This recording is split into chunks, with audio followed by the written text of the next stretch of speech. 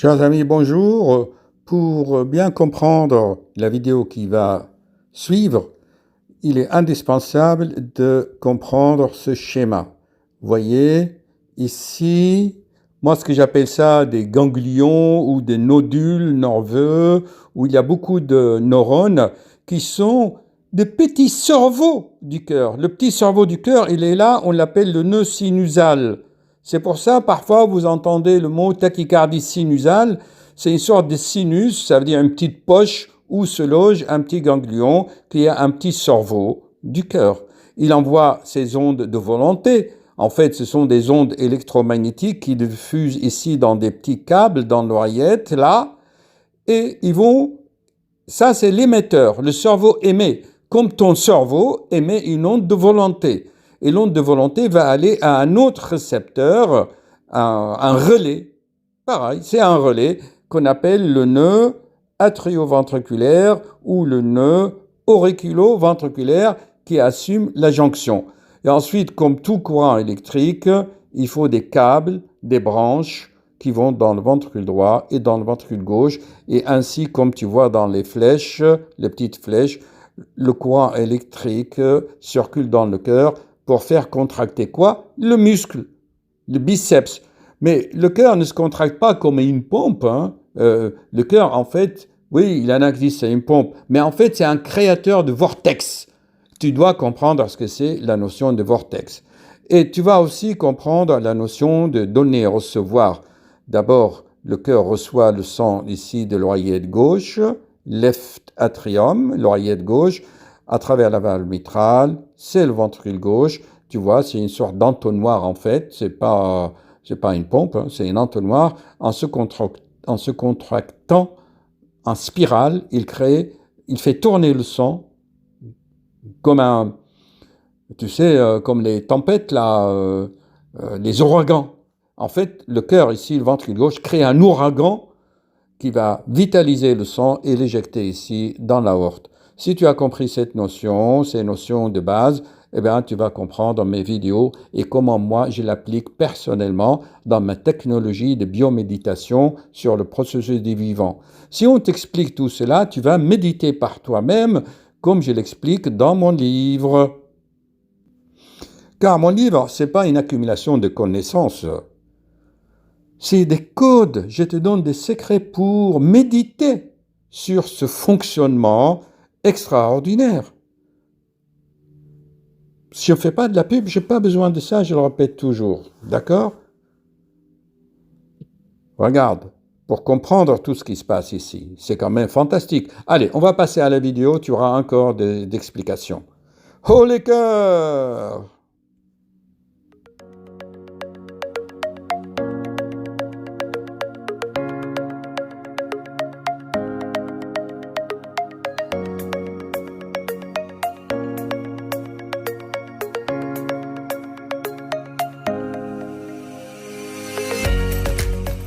Nous allons démarrer là une vidéo en application de ma technologie, la bioméditation sur le processus du vivant. Je répète, bioméditation par réflexion intelligente sur le processus du vivant. Vous n'allez pas méditer sur un cercle avec un point dedans, ou une pierre, ou n'importe quoi. Il faut méditer sur quelque chose de vivant, même sur un ver de terre. Voilà. Alors, voici un exemple, l'être humain. Je peux mettre vos pieds, hein, vous êtes à nu. Donc, voyez-vous, quand je fais un électrocardiogramme, vous voyez, je mets des fils et des capteurs dans le pied et dans les mains pour faire l'électrocardiogramme. Alors, ça, c'est un sopalin, excusez-nous pour la mise en scène. Ensuite, là, vous voyez, je passe comme ça et je passe à l'écran. Je passe à l'écran et, voyez-vous, là, on voit... Il est où mon pointeur? Là, on voit l'électrocardiogramme. Donc, la méditation, là, le patient bouge. La méditation consiste... Pourquoi est-ce que je mets des capteurs dans les chevilles? Et pourquoi je vois ici un électrocardiogramme? Quel est le rapport? Et qu'est-ce qui présente ce tracé? Allez-y, répondez, monsieur, vous êtes anonyme. Bah, c'est ma contraction cardiaque qu'on voit sur Ah, l'écran. attendez, le monsieur est scientifique. Le monsieur a une formation de pharmacien. Il a étudié la physiologie, l'électrophysiologie, la pathologie, n'est-ce pas, monsieur? Alors, donc, ça représente la contraction. La contraction, méditez là-dessus, c'est mécanique. Quand vous contractez votre biceps comme ça, vous le voyez, la contraction du muscle. Je pose la question, ce tracé en vert représente quoi, monsieur? Le courant électrique qui part. Ah, le courant électrique. Très bien. Alors, le courant électrique parcourt votre thorax, il arrive aux chevilles. D'accord. Mais pour capter un courant électrique, il faut vraiment des prises électriques. Il faut vraiment qu'il y ait un contact dans le cœur, carrément des électrodes dans le cœur. Comment un courant électrique diffuse dans le corps? Par quel biais? Par des ondes, on va dire. Bravo, par des ondes. C'est exactement comme quand vous jetez un caillou dans la surface d'un lac tranquille, ça fait des ondes. Eh ben, quand vous lancez le caillou dans l'eau, ça fait des ondes. C'est exactement comme ça. Vous avez raison. Cet électrocardiogramme, ce tracé représente les contractions, mais ils sont pas les contractions. C'est le reflet magnétique du courant électrique qui fait fonctionner le cœur. Le cœur, c'est un muscle, et comme tout muscle, pour que le muscle se contracte, il faut de la volonté. Mais le cœur lui-même n'a pas de volonté. Qu'est-ce qu'il a à la place? Eh ben, il a ce qu'on appelle des nœuds, comme des petits ganglions dans l'oreillette, et à la jonction oreillette-ventricule. Ce sont des petits nœuds composés par des neurones qui gèrent l'activité du cœur. C'est une sorte d'intelligence artificielle. Il gère les paramètres cardiaques en fonction de la température du sang, en fonction de la chimie du sang, en fonction du taux d'oxygène, en fonction de votre respiration. C'est pour ça, dans mon livre, une minute s'il vous plaît. Là, je suis en train de parcourir mon livre car tout est expliqué d'une façon simple, mais pas simplée, intelligent. Donc, je cherche le schéma où j'explique l'activité cardiaque. Ça, je vais le publier en couleur et ça va être encore mieux.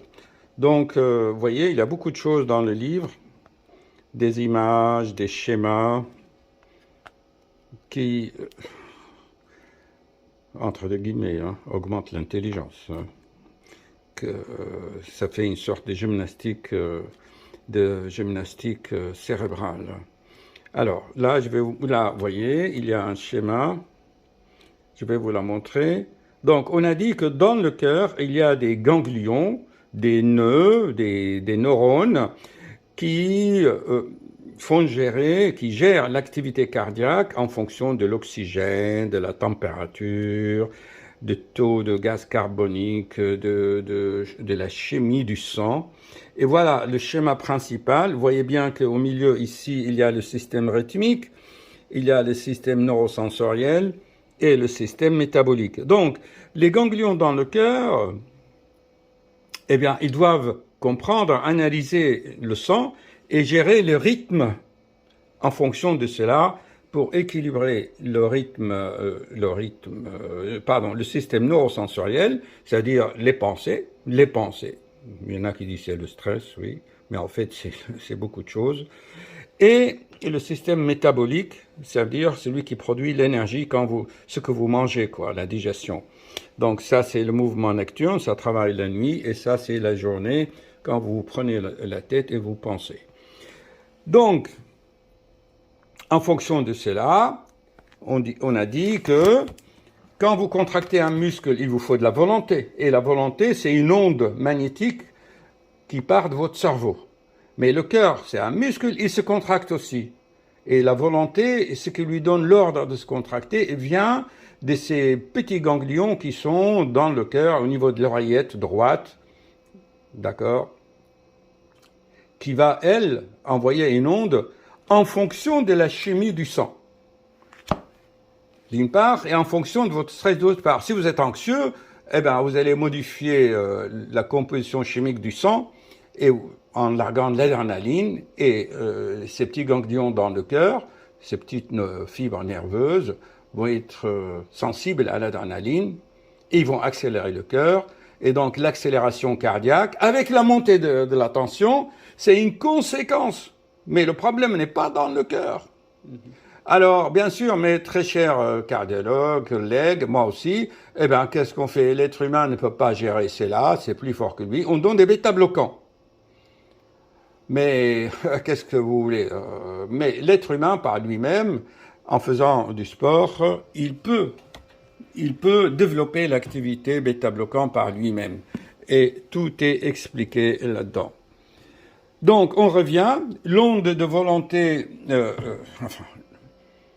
l'onde de ces ganglions dans le cœur, c'est une onde électromagnétique qu'on voit si on fait des enregistrements très spéciaux. Mais ce qu'on voit ici, c'est le champ magnétique. C'est le champ magnétique de l'activité cardiaque, ce que vous avez dit, de la contraction cardiaque.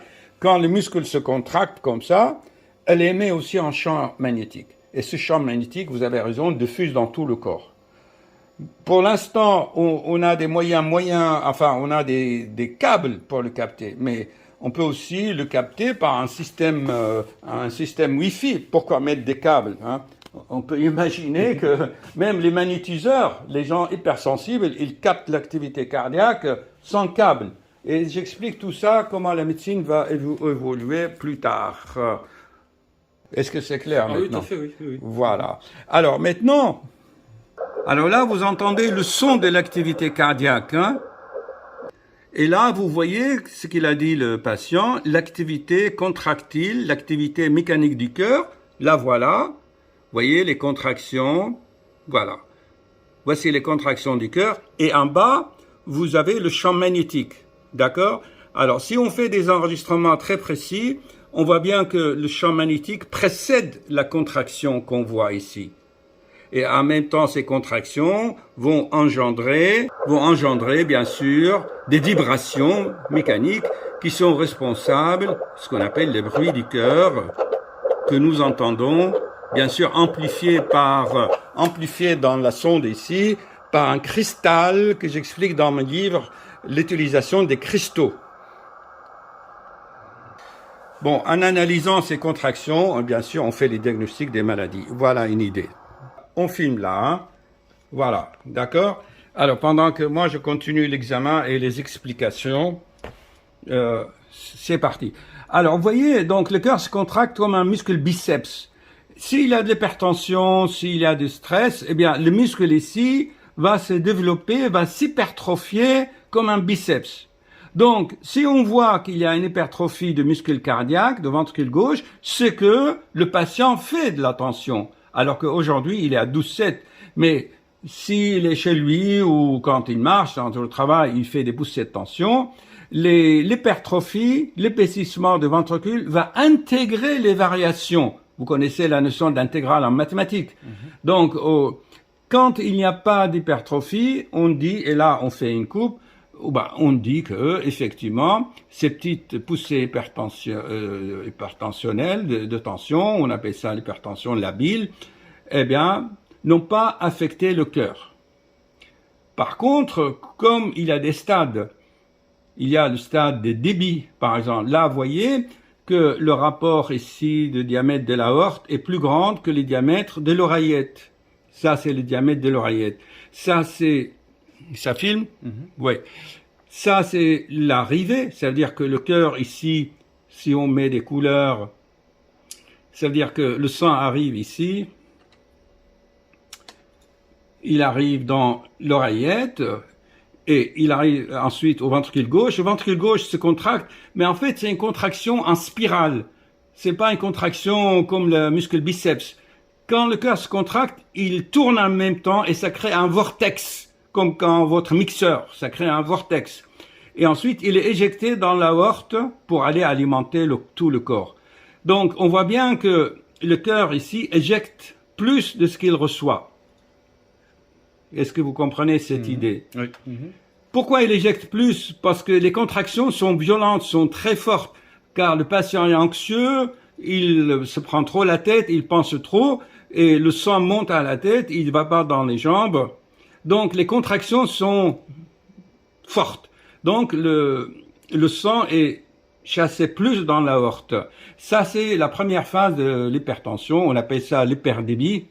Et l'hyperdébit, pour le calmer, il faut des bêta-bloquants ou reconditionner l'activité cardiaque mécanique par le sport, comme je l'explique dans le livre.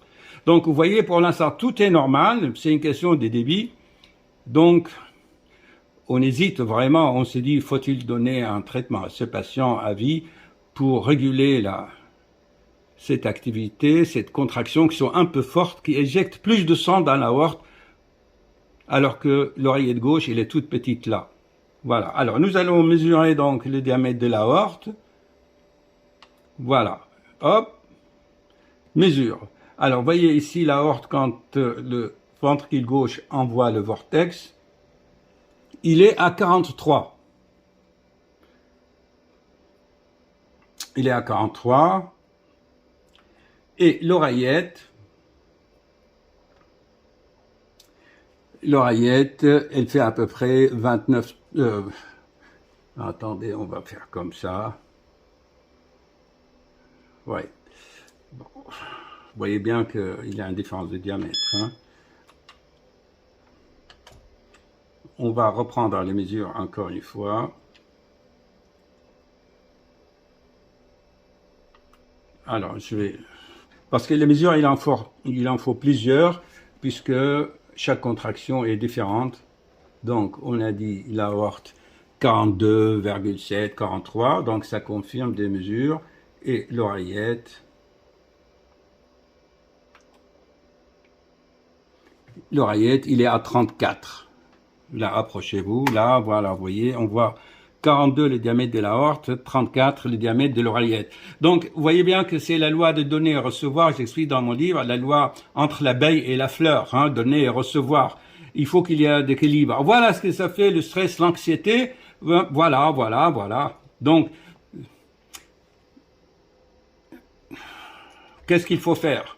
Donner un traitement par le bêta-bloquant à vie ou reconditionner le cœur par les sports. C'est pas le golf qu'il faut, ce n'est pas les pompes, c'est une activité que je l'explique en endurance, la marche, la respiration. En plus, ce monsieur, pour conclure, il a une inversion de la mécanique respiratoire, il soulève les épaules, il respire plus, disons, par le thorax que par le plexus solaire, et voilà son problème. Il y a certainement une crispation intérieure due à des conflits intrapsychiques ou des soucis de toutes sortes. Voilà la vie. Ok, si vous avez des questions, vous le mettez dans les commentaires. Terminé. C'est bon? Oui. Il y a une autre idée. Vous savez, la médecine, c'est formidable si vous méditez. Pour faire tout cela, le corps va synthétiser des substances, des hormones, qui ressemble au venin des serpents, parce que la vie est toxique, donc l'être humain aussi c'est toxique. En fait, les Américains ont découvert que dans le venin d'un serpent du Mexique, il y a de quoi faire baisser la tension et diminuer le stress, en fait. Ils l'ont fabriqué, ils en ont fait des business, et voilà.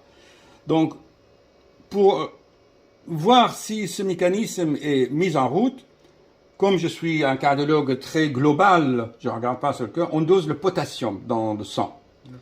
Si le potassium, au bout de quelques dosages tous les 3 mois, a tendance à baisser, vous le faites tous les 3 mois pendant 9 mois par exemple, si le potassium est en train de baisser, c'est qu'il y a une mise en jeu de ce mécanisme qu'on appelle le mécanisme rénine-angiotensine. Alors vous voyez, chers amis, ça passe par les reins vont fabriquer une hormone qui va être envoyée dans le foie va synthétiser une autre hormone pour régulariser la tension. Et ça, il y a très peu de gens qui comprennent comment se fait-il que les reins et le foie rentrent en jeu pour régulariser l'activité cardiaque. Mais la médecine énergétique chinoise connaît ça depuis 5000 ans. Ils font des points pour le foie pour régulariser le cœur et ils disent que Le foie, c'est le grand-père du cœur, ou le père du cœur, vous voyez. Ils le savent tout ça. Il y a la respiration, l'équilibre vagal, sympathique, parasympathique. En fait, en conclusion, c'est un art de vivre. La vie, c'est un art. Terminé. Allez.